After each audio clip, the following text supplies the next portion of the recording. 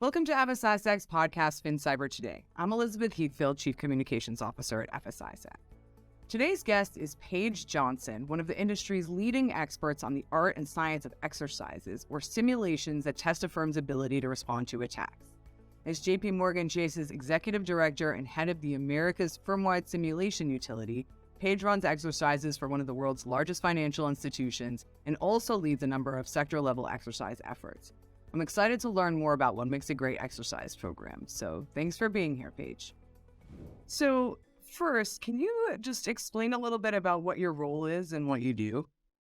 Sure. So I'm an executive director at JP Chase. My official title is the America's Firmwide Simulation Utility Lead, which I know is a bit of a mouthful, but really what we do is we run tabletop exercises across the firm. So all of the LOBs, all different client and essential service types.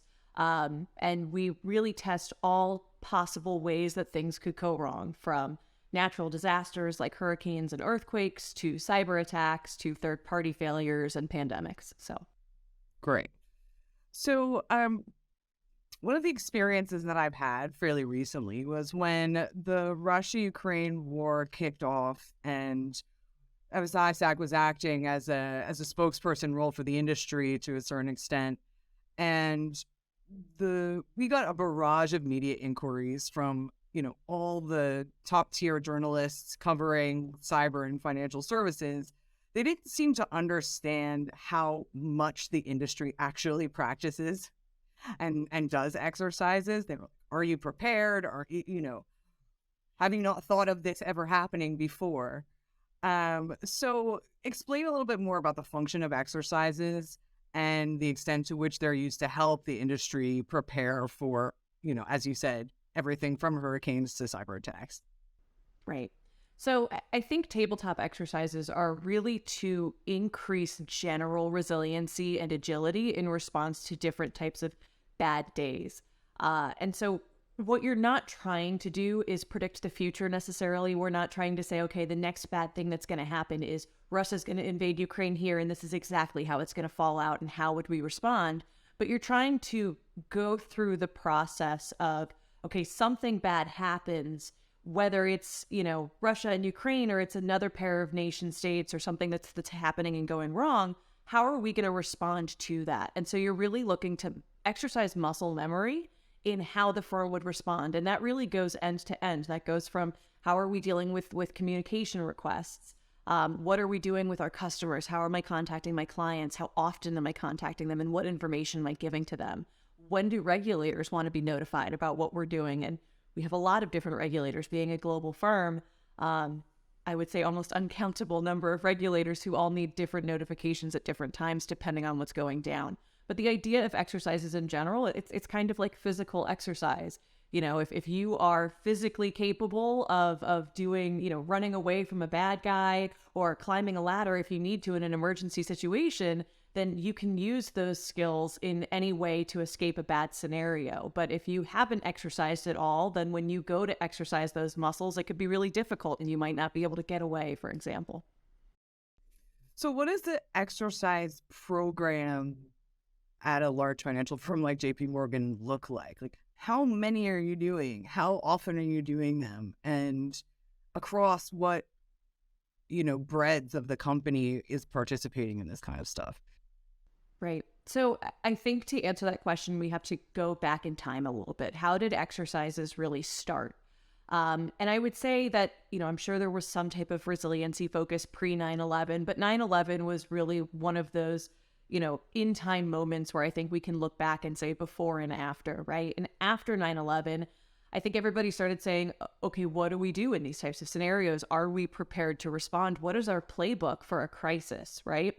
And so it slowly started gaining traction. And as you can imagine, with not only just a big firm, but an industry full of big firms, nothing turns on a dime. And so it's really taken, I would say, the last 2 decades for any of the larger institutions to really kind of figure out how best to utilize exercises and where they need to be, specifically examined, which, and it's mentioned earlier, essential services, that's what JP Morgan calls, our priority services. What are we providing to our customers?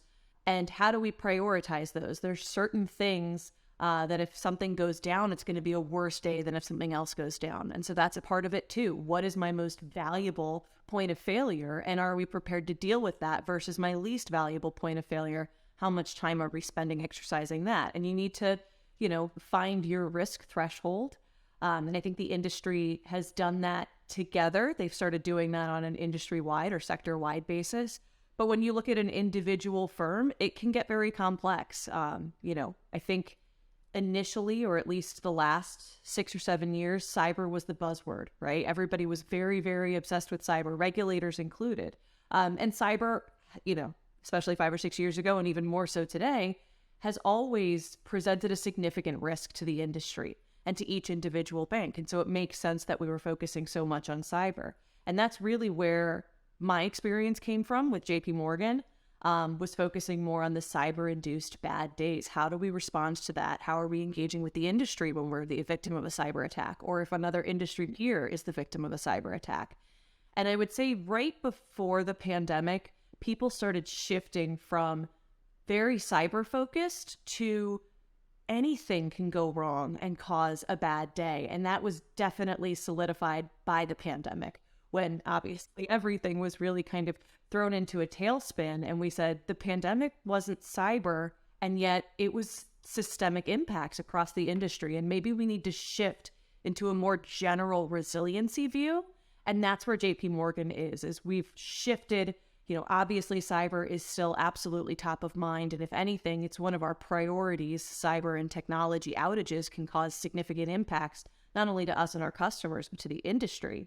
And once we've kind of gotten that under our feet, if it's not just cyber that's going to cause the risk, it could be, Hurricane Ian, it could be Russia and Ukraine, it can be all of these other things. And that's where we're at now, is we've got a really wide breadth of possible, ways things can go wrong. And it's kind of interesting because you spend your day kind of digging up high risk scenarios and how bad things can get. And you kind of have to get over the fact that, it's possible that some of these things could happen. And our best solution to that is to be as prepared as possible to respond to any different type of scenario, whether it's cyber in nature or terrorism or war or every other possible bad thing that we could think of.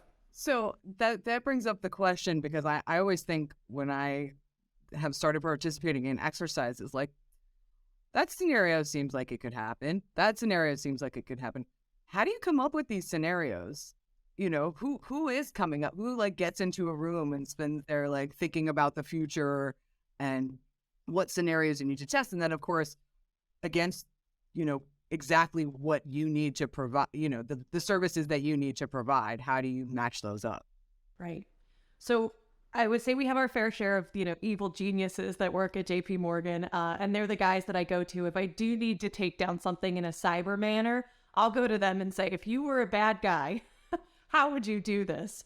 And I'm very thankful that they all work for us instead of against us.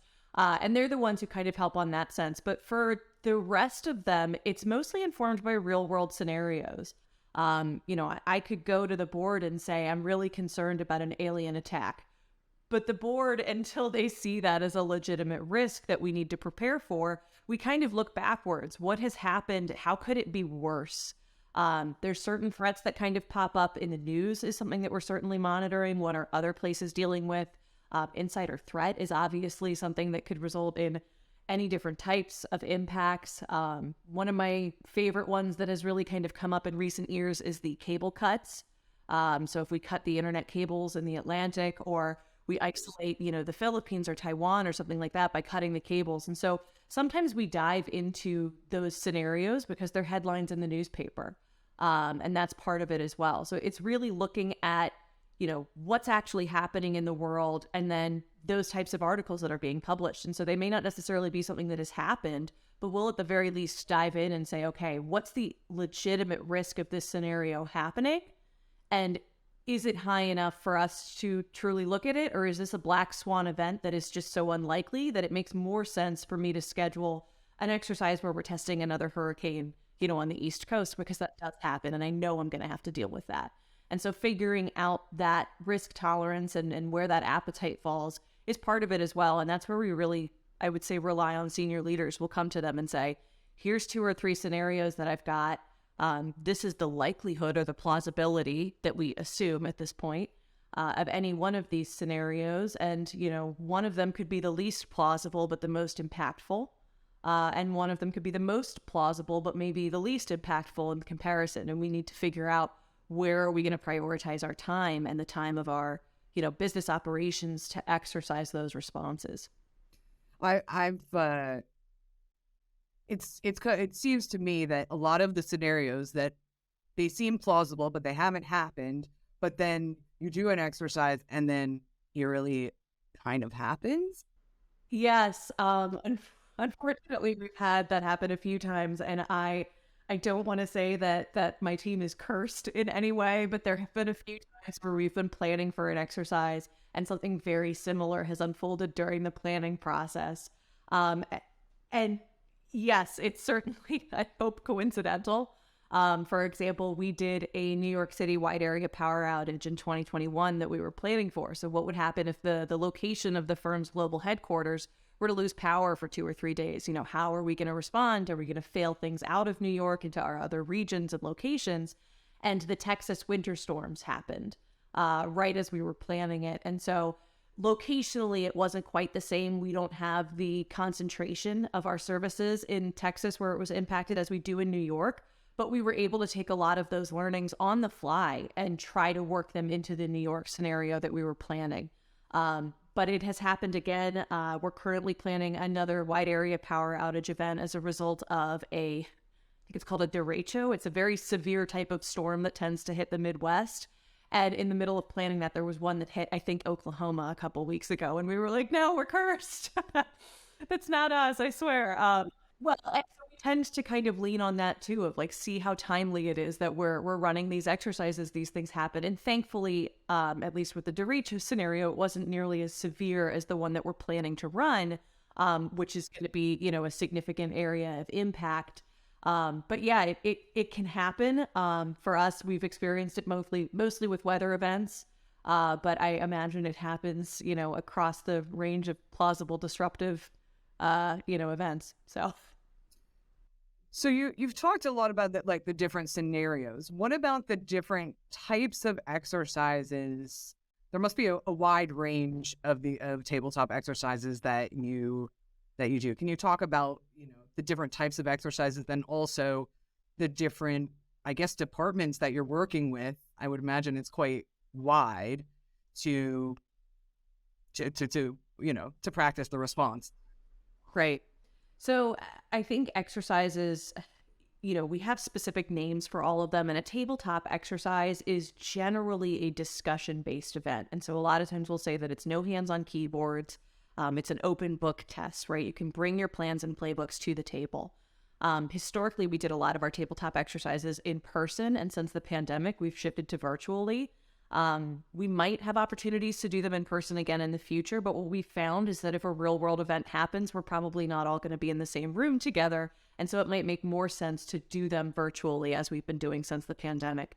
But those events, again, they're discussion based. It's, what are you going to do if this happens? Okay, now I'm going to throw in a curveball. These streets have been flooded, or this application has been taken down, or we've got data loss here. Now what are you going to do? And so I think that the highest level, a tabletop exercise can be what I call a script read, which can be kind of overly prepared, and it's really just a muscle memory walkthrough, right? But the goal is to make those exercises more challenging and exhibit where our lines of business have agility where they need it. And so that's by withholding certain information. So for example, with the wide area power outage that we're doing, everybody knows that it's a weather impacted event and they know about where the event's going to happen, but I'm not going to tell them where a tornado is going to hit or when, or where we're going to have certain streets that might be flooded, or, certain aspects of it to allow them to think on the fly about how they would respond and how their playbooks would tell them to respond. And so I kind of think of it from the top to the bottom. You've got that script read, and then all the way at the bottom is a drill. And my team doesn't specifically do drills, but we do have a team that does drills. And those are the ones where they actually will, if it's a cyber drill, they'll release a fake malware into the environment that's completely harmless, but it throws up all of the red flags. And we'll watch everybody respond to this event. And generally what we do is we'll go in and make sure that a certain level of senior leaders are aware of what's happening, because worst case scenario, it gets past that and everybody thinks it's a real event. But that's really a hands-on keyboard scenario. You're watching people respond to an event that they think is real. And so you can really kind of run events that fall anywhere in between that. I think our experience is the more people you bring in and the more businesses that I bring in and the more complex I make it, the kind of higher you have to go. Whereas the more focused it is, the lower you can go on that and make it a little bit more, agile and showing people responding to a scenario. And so finding that right balance is going to be partially based on, who's in scope for testing, what specifically you're looking for. Am I looking for the relationship between the businesses as they're responding, or am I looking at specifically how one of our businesses is responding? And so as the exercise program matures, the goal is to try to pull that down as much as possible for every event, but it's going to be different every time depending on what it is that we're focusing on. The other part of the question was just talking about who's involved. Oh, yes. So what's interesting about that is I think the banks tend to be so focused on our lines of business, right? Where's our money makers, right? So we've got CIB and AWM and all these different acronyms that not everybody's going to know, but anybody who works at a large institution is going to understand what a line of business is. And that's where you tend to have a lot of your focus. But the other functions that come in that I was kind of surprised about when I first started doing these tests, you don't realize how impactful certain, global real estate or HR or these other groups that are going to be responsible for actually managing the life safety piece of it. And they really drive those events as well. And they're not necessarily money makers for the firm, right? Like HR doesn't make money for JP Morgan in the same way that our corporate investment bank does, but they're absolutely part of managing that response. And so that's what's really interesting is that our exercises aren't just business focused. You have to bring all of the other groups in because we have to understand how our employees are going to react. So when we did our New York wide area power outage event, we had a scenario where, all the subways are down and there was gridlocked traffic and people couldn't necessarily go home. So are we getting people cots? How are we feeding them? Is there water, pressure coming to the building? So all of these things that the HR and global real estate team came in and said, if you have no water pressure, we can't have the building. People have to leave. We need to have running water and toilets and things. And so things that you don't necessarily think about on the day-to-day as it's business related, but it's really fascinating when you bring those other groups in to see how involved they are in these types of responses. What about senior leadership and the boards? Like, do you design specific exercises that are going to rope them in so that they're aware and that kind of thing? How do you ensure that if a real crisis happens, obviously the senior leadership and the board is going to be involved, right? So what kind of exercises do you plan to, make sure that they're aware and prepared? So I think you have to take into consideration where the decision makers are based on the crisis or incident that's unfolding. If it's a smaller scale incident that doesn't quite reach crisis, we don't need to bring in the board, right? And even some crises, we don't need to necessarily bring in the board. They're going to come in if it is at a significant level where it needs to pull them in. And so in the exercises where we want to target them, I need to make sure that we're coming up with a scenario that's severe enough that it makes sense that they would come to the table.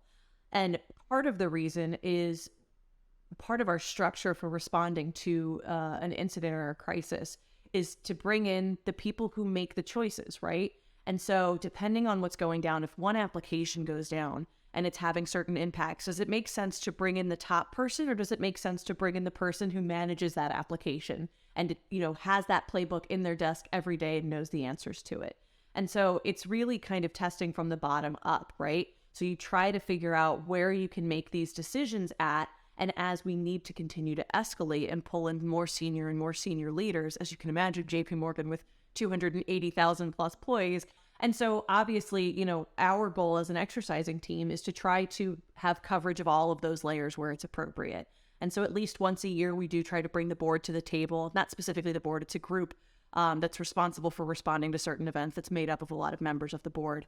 And so we try to bring them to the table and we want to give them a realistic piece. And they're very interested in the testing that we're doing in the tabletops. They were very interested when it was cyber tabletops. We've done a cyber tabletop for the board specifically.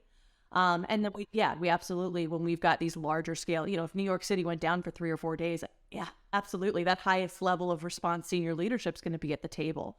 And we bring it to them, and then they'll come back and say, okay, next time you bring us to the table, we want to see this, this, and this. And so next time we go to incorporate them, those are the things that they want to see, because those are the things that they're interested in or that they think have the highest risk. And so we'll try to design a scenario that appropriately brings them in and addresses those pieces that they're interested in. If you're a smaller institution or an institution that doesn't have a very well-developed exercise program, what are the questions that you would ask to get yourself started on designing a program? So one of the beautiful things about that is groups like FS-ISAC, and I don't mean to give you guys a blatant plug, but I think groups like FS-ISAC is absolutely where I would say to start.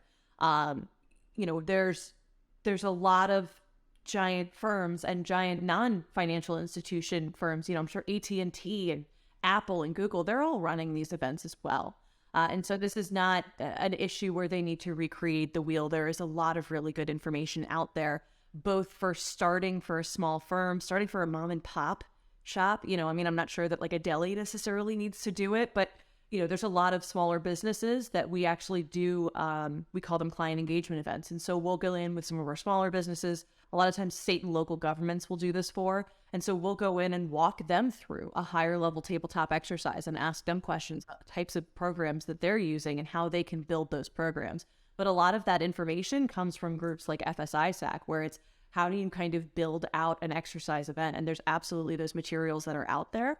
And then there's groups like the FS-ISAC Exercise Committee, and we're looking for opportunities to continue to get those best practices out there to the banks that need them.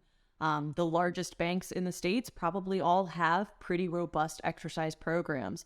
And it's through efforts like at FS-ISAC or the FS-ISAC and SIFMA that are trying to bring all of those smaller scale banks up and make them as robust, because, if they don't have a program at all, or they're not mature with any kind of program, we certainly don't want any of the banks to be like that low-hanging fruit for a target. And so, it's everybody's job, I think, to make sure that we're sharing that information. So how do you take what you learn in a given exercise and then ensure that it's actually applied? Like if you identify a gap or a problem, how do you go about, I know that it's not necessarily your job to implement the change, but I assume you make recommendations after an exercise, you do an after-action report.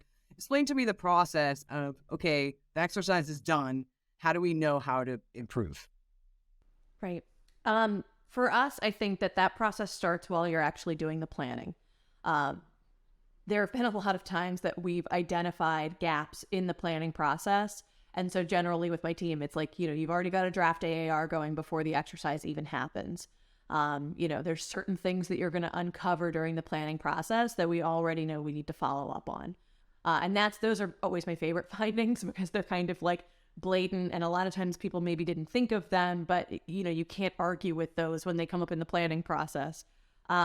After an event, you had mentioned it, we do after action reports. And really what that is that's everybody who participated in the event, but mostly the planning team.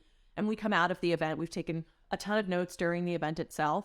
And all of those spots where you hear somebody say, okay, let's take that away and follow up on it. Or, okay, we need to, figure out a better way to respond to this, or a different workaround, or, those are the areas that we really kind of hone in on. And then we work with the planning team to really figure out, okay, what did we actually see during the exercise?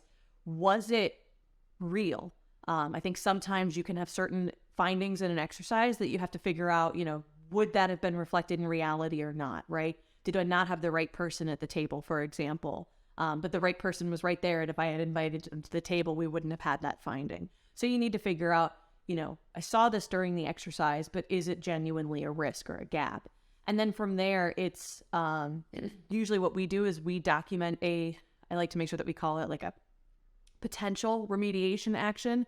So not only what did I find out was the gap or the problem, but what do we think might be an option to fix it? And now, keeping in mind, we're not always necessarily the experts at the table who can come up with that information. But when you develop that, proposed path forward, it can really help everybody understand what the issue was to begin with, right? So somebody wants this information more quickly and in a more condensed manner, right?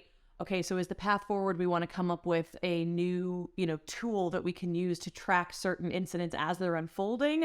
Or is there something that's already out there that we can better utilize or that we can share that information with? And so we try to come up with a proposed action forward, but those, once they go to the people who own the finding are the ones who determine the best path forward, but they can use all of that contextual information to better solve for what was seen. My favorite is, at least once we had a group, we had a finding come out of an exercise, and when we were trying to figure out who would own the closure of this finding, because as you had said, that's not, my team doesn't close that finding. We find that there's a gap in code somewhere. We're not going to go close that and, fix the code. But we do try to identify the right owners so that the right people can make those changes. And one time we had a group identified that wasn't at the table for the exercise. And so we had to go to them and be like, hi, I know you weren't involved in this event, but I have a finding for you and you need to own it and fix it.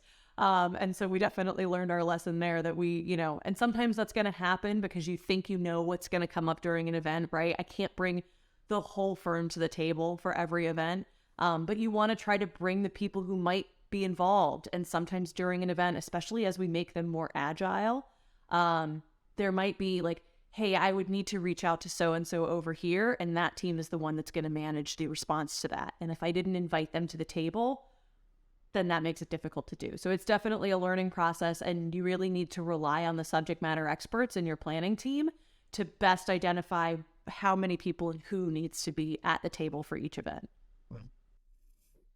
How closely related are the exercises with, I guess that there's a lot of playbooks, right? There's got to be a lot of playbooks at JP Morgan, right? A playbook for everything. But how do you, I guess, what's the relationship between those in terms of you do an exercise, I guess are you identifying gaps in the playbooks that people are bringing and then they have to update those? Or how does that work? Because I guess my real question is, do the playbooks work in a real crisis? So how do you make sure that they're relevant and useful in a real crisis? Right. So the playbooks it's interesting because I think that they've undergone a lot of growth in the last couple of years. And I'm going to call it another FS-ISAC thing here, but you can either have a playbook for every possible different scenario and every different caveat and every different factor for every scenario, right? I can have Hurricane Sandy playbook that's going to look a little bit different from, a blackout playbook, which is going to look a little bit different from, and so I could have thousands and thousands of playbook for one thing, or we could do something and take an approach, and we call this, and you guys do as well, an all hazards playbook. And FS-ISAC has an all hazards playbook. And the beauty of an all hazards playbook is it's not quite as prescriptive, but it's an overarching umbrella of, okay, anything possibly went wrong, this is where we're going to start, is with this all hazards playbook, right? I'm going to start here, and I'm going to figure out where I need to go to those more prescriptive playbooks that we might have. And so I think those are really useful because I think, gives better general resiliency.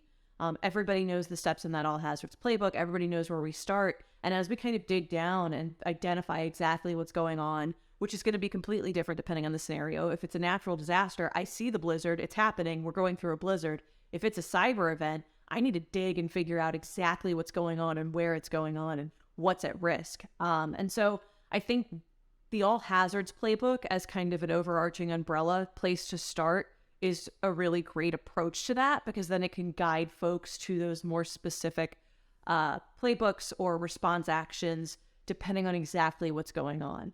But you do need to know that all hazards playbook, right? You need to understand how to go through those first few steps and triage what's happening to best decide on that path forward, and then you can go into the further detail.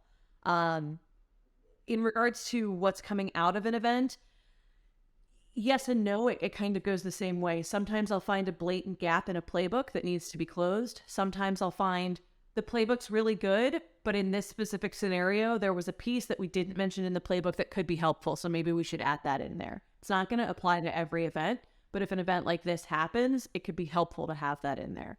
And so it's kind of, figuring out exactly, how prescriptive you want each of these playbooks to be, who's responding to the events. The other thing too is definitely, the knowledge of the folks who are coming to the table. Like the playbooks are there, but it's not necessarily true that everybody like brings out their binder, during an event and plots it on the table. A lot of these people are very confident. They know what's in that playbook. They go through it. They've tested it. And so those folks sometimes need to make a decision that maybe isn't in the playbook. And that's what's beautiful about exercises is, I can't have a playbook for absolutely every single thing. And if I do an exercise that doesn't align perfectly with their playbook, that's great because then we can make that decision. Okay, I had to do something slightly different than what was in the playbook, and I'm comfortable with the decision that we made because it was the right choice. Do I change the playbook, right? Do I add a caveat that in this specific scenario, we should do it this way? And it's really going to be up to the subject matter expert at the table. What do they think is the most valuable way to do this? And it's going to depend on the services that we're exercising, right? I think when it's a more technical exercise, we tend to be more prescriptive in our playbooks than when it's more of a business operations one. It's, okay, how am I managing my customers, right? What am I telling my customers? How are they responding to this? How can I help them best through this while the technical piece is being remediated? And so it also kind of depends on where in-house you're exercising and focusing as well. Talk a little bit about the larger scale exercises that go beyond the firm level. There's obviously sector level exercises. At FS-ISAC, we conduct some of those. And then there's the public-private exercises, like you mentioned, Hamilton series. For people who aren't in the know, can you talk about, some of those and how they unfold and what the value and purpose of them is? Yeah. So what's so interesting about events or crises that reach what we call a systemic level or start to impact the industry is it's kind of twofold. What's going on internally? How am I dealing with it internally? How am I dealing with my customers? And then if it reaches that level where it starts to impact the rest of the firm or the rest of the industry, then exactly how am I engaging with the rest of the industry? What am I telling them? How am I helping them? And it depends. Are you the victim of an event? If it's a cyber attack, are you the victim of the cyber attack? Or are you a firm who's trying to make sure that they're not going to be a victim soon, right? And so that's a piece of it. And then also, when you've got cyber attacks specifically or a specific firm that's been impacted, then you've got like a single point that everybody can kind of focus on trying to get information around and how we're supporting each other. But sometimes if you've got a larger scale event, like a Hurricane Sandy, right? That didn't just affect JP Morgan, that affected any of the banks that have, whether it's their global headquarters or just any buildings in New York. And then it's kind of a different flavor to, I think, the collaboration with the industry, because now we're all kind of impacted. Or God forbid it's an FMU or an FMI, right? So you're talking about a DTCC, a SWIFT, a FedWire. If one of those goes down, we are all in the same boat. And so definitely practicing those collaborations is super important. But like I said, it's for me specifically running a team that does the exercises. How do I run internally how we're dealing with an event, right? And then there's also the external piece. Who's engaging in those industry crisis committees, right? Who's on the BRC, who's on the TIC, who's on the MRT? And how am I getting the information from the folks on the inside dealing with the issue to those folks? How are they getting it to the folks like on those industry crisis meetings and then coming back from that? If we get some information out of that crisis coordination meeting and it comes back to the firm, how do I get it to the people on the ground floor who need to know that information? And so it's really fascinating to run these industry level events because it's kind of two separate exercises where you have to bridge that gap between them. And sometimes it may not be involved internally, right? If I run an exercise where another global systemically important bank loses its ability to do wire transfers, I may or may not do an internal exercise for that, depending on what we're looking and where we see the value there. But I'm definitely going to run the external part of it, right? But if it's us or if it's, the FedWire or SWIFT outage or something, then yeah, I'm going to run both sides of that. And so it can be very complex, but the way that we tend to look at it is kind of two parallel work streams of how we're doing the internal exercise and response piece. And then the industry side, who's, reaching out to whom and how am I getting that information between the two of them? Thanks again to Paige for being our guest on this episode. Based on our conversation, I'll leave you with a quote on the nature of exercises by Olympic training coach Charles Poliquin. Strength is gained in the range it is trained. If you like this episode and want to hear more from FinCyber leaders around the world, subscribe to FinCyber today on Apple Podcasts or Spotify. You can also find them, as well as articles by other thought leaders, at fsisac.com/insights and follow us on LinkedIn or Twitter. Thanks for listening, and I hope you learned something.